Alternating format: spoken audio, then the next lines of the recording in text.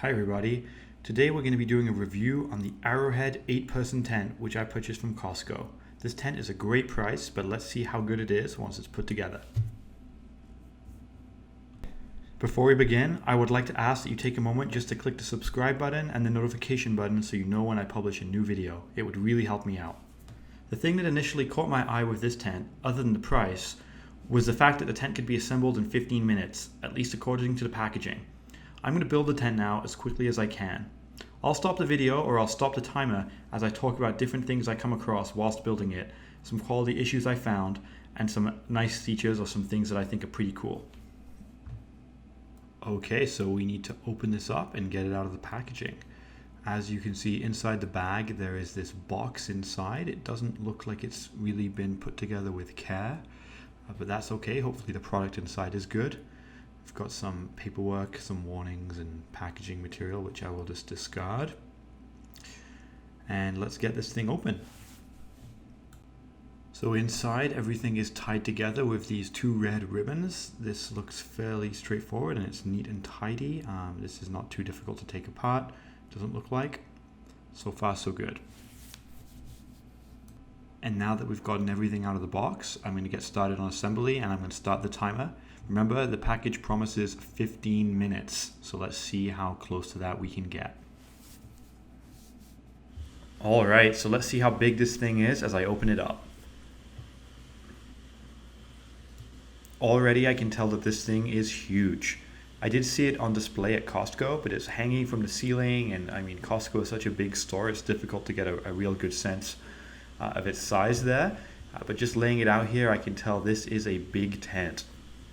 And here are the tent poles. They come in a nice bag that's fairly standard. And the pegs, again, in a nice little bag. As every tent I've ever had has had two little bags like that.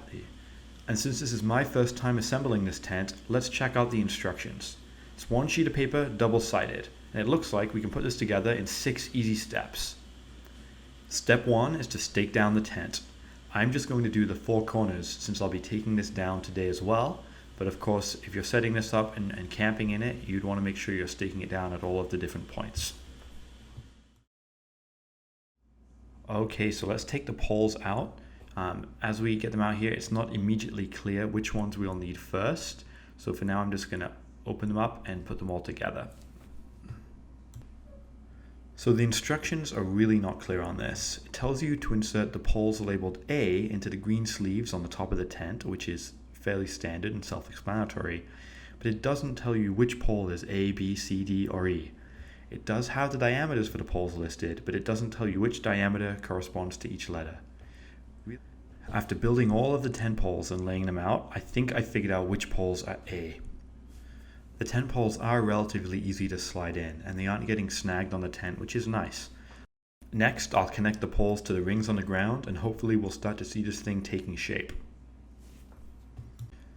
Alright, and finally, progress.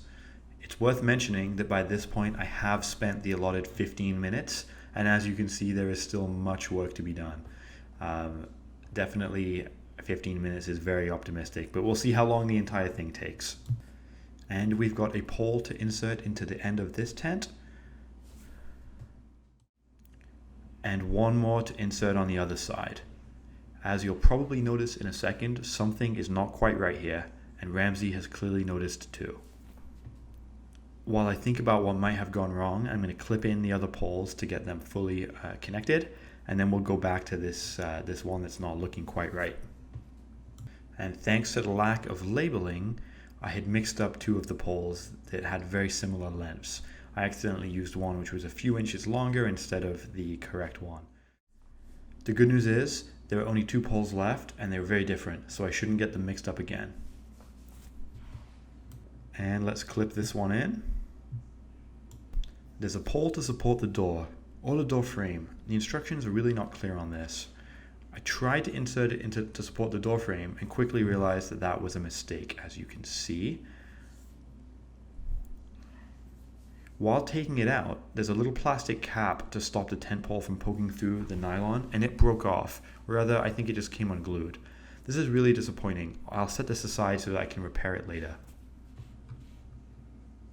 After going back and reinterpreting the instructions, I realized the pole is meant to be part of the door. Here we go. There's a section that you have to zip up on the door to contain the pole, and while zipping it up, I realized that despite the plastic cap, the tent pole had poked right through the nylon and come out the bottom of the sleeve. This is not looking good. And just as I think that's the worst of it, I come across this. Whoever stitched the zipper into the door must have been new to sewing. The stitches are far too close to the zipper, and so the zipper has to pass over the stitches each time you open and close the zipper. With time, these stitches will rip. This seems like a major QA issue, and I'm really disappointed. Did they not bother to test out the zippers on this tent before sending it out?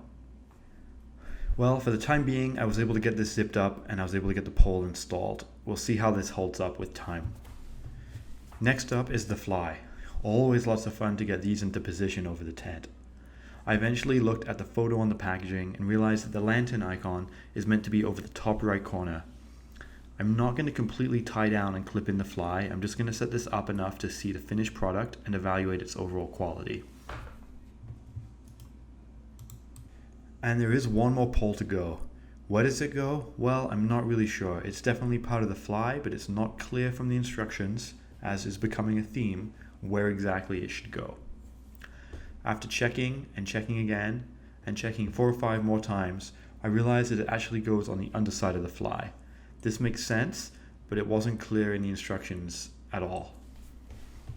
I'll spend a few moments here clipping in the fly into the loops and on the main corners of the tent.